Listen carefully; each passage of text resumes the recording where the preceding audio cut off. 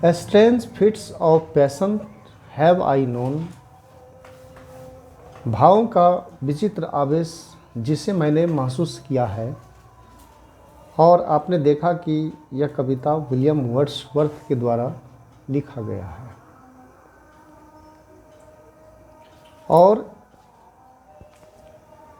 मैं आपको इसमें यह दिखाने का प्रयास कर रहा हूँ कि आप स्वयं से किस तरह से अंग्रेजी सारांश लिख सकते हैं। तो इसके लिए पहले आप कविता को पढ़ करके एक 10, 15, 20 पंक्ति का एक हिंदी सारांश तैयार कर लीजिए और उसके बाद उसका खुद से अनुवाद कीजिए। वो किस तरह से अनुवाद किया जा सकेगा तो मैं इसमें यहाँ दिखा रहा हूँ। सबसे पहले आप ये सारांश देख लीजिए। लिखा हुआ है, प्रस्तुत कविता भावों का विचित्र आवेश जिसे मैंने जाना है एक संगीतमयी कविता है। यह कविता विलियम वर्ड्सवर्थ के द्वारा लिखा गया है। वे प्रकृति के एक महान प्रेमी थे। तो मैं इसे धीरे धीरे आगे बढ़ा रहा हूँ और आप इसे देखिए। और इस पर मैंने पीछे भी इसकी मैंने जानकारी दी है। आप पीछे के वीडियो में भी इसे देख सकते हैं। तो ये सारांश यहाँ से यहाँ तक ये समाप्त हो जाता है। तो अब सवाल यह है कि इसे हम लोग हिंदी से अंग्रेजी में अनुवाद कैसे कर सकेंगे। तो इसके लिए मैं आपको एक सिद्धांत दिखाता हूँ, एक तरीका, वो किस तरह से आप इसे देखिए। यहाँ लिखा हुआ है स्वयं से कैसे अनुवाद करें। तो जैसे कि यह एक सेंटेंस है सारांश का ही कि वे प्रकृति के एक महान प्रेमी थे। अब इसे अंग्रेजी में किस तरह से हम अनुवाद करेंगे। तो जनरली जो सेंटेंस हिंदी में होता है S+O+V से, और प्राय ऐसा होता है। यद्यपि कई बातें हैं लेकिन उन सबों के बारे में आगे मैं बताऊंगा। फिलहाल एक आधार ले लेते हैं। वे प्रकृति के एक महान प्रेमी थे। अब इस सेंटेंस को इंग्लिश में अनुवाद करना है। तो इसके लिए आप देख रहे हैं कि यह जो वाक्य है 3 पार्ट्स में है। यह आरंभ है, वे प्रकृति के एक महान प्रेमी, ये बीच का पार्ट्स है, और थे ये अंत का पार्ट्स है। ये एस है, सब्जेक्ट है, और ये थे लास्ट का भी है, वर्ब है, और बाकी ओ है। ऑब्जेक्ट भी हो सकते हैं, अदर वर्ड भी हो सकते हैं, कम्प्लीमेंट्स भी हो सकते हैं। तो इस तरह से निष्कर्ष ये हुआ कि हिंदी में S+O+V के हिसाब से यह निर्मित है, और इसे इंग्लिश में S+V+O में इसको रखना है। तो S कह रहा है, पहले आप S दीजिए। तो S क्या है? वे का अंग्रेजी क्या होगा? ही। तो ही हमने दे दिया। अब कहता है भी देंगे, भी दीजिए। तो भी क्या है?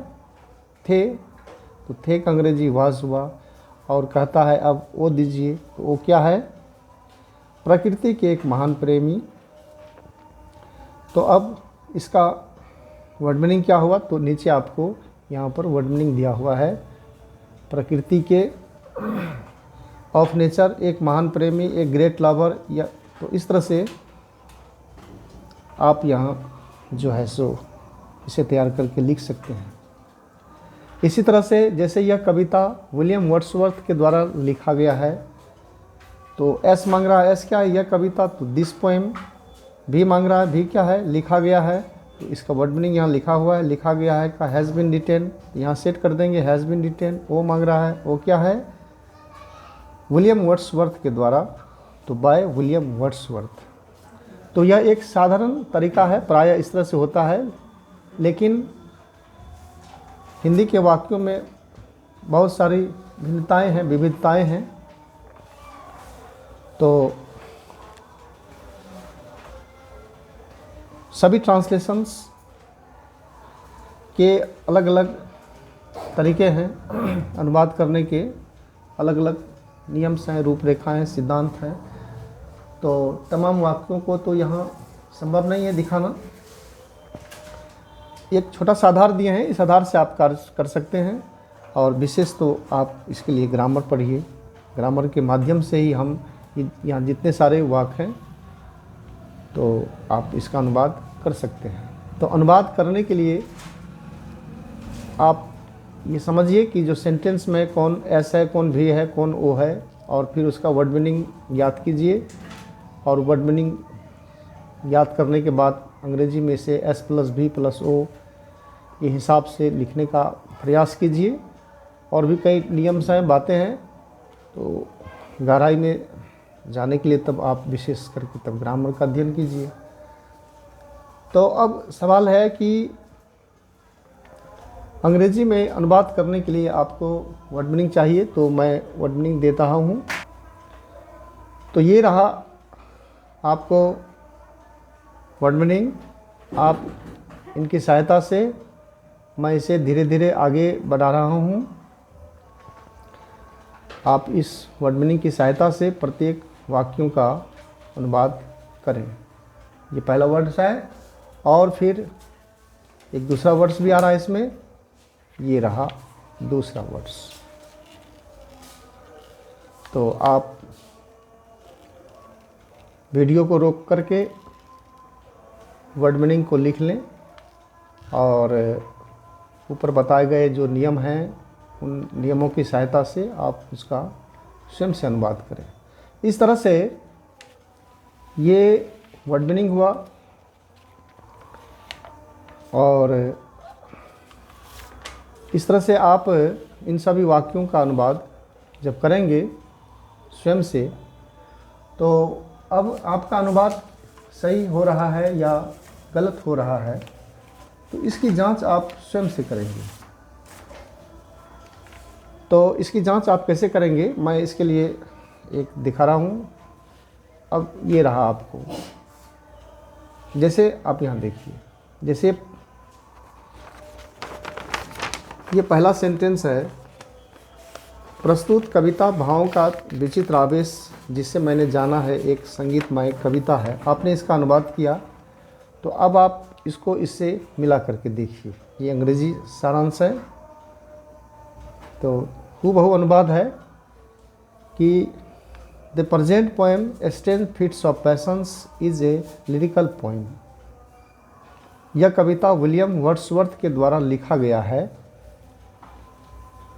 तो अनुवाद है, this poem has been written composed by William Wordsworth. वे प्रकृति के एक महान प्रेमी थे। He was one of the greatest lover of nature.